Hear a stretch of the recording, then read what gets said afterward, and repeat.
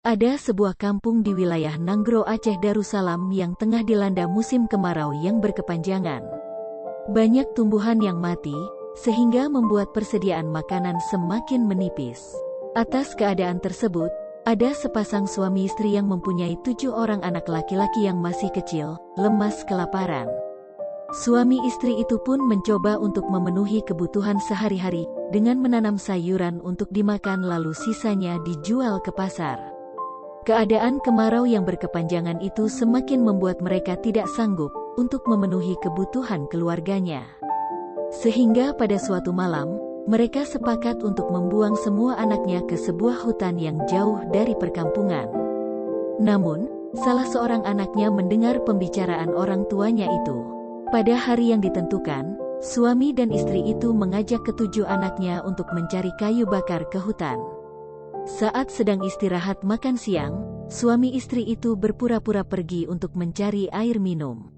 Memasuki senja, ketujuh anak itu mulai cemas, karena orang tuanya belum juga kembali.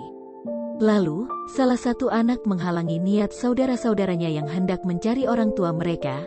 Ia pun akhirnya menceritakan semua pembicaraan orang tuanya. Mendengar cerita tersebut, ketujuh kakak beradik itu sedih. Lalu mereka memutuskan untuk menyusuri hutan hingga menemukan sebuah rumah besar. Ternyata rumah itu adalah milik seorang raksasa yang baik hati.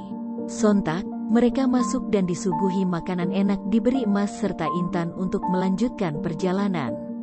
Emas dan intan akhirnya mereka jual pada seorang saudagar kaya.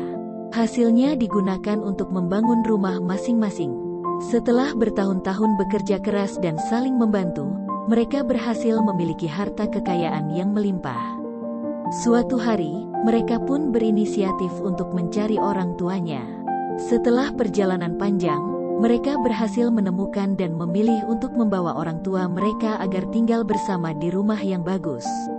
Akhirnya, suami istri itu bisa berkumpul kembali dan hidup bahagia bersama anak-anaknya.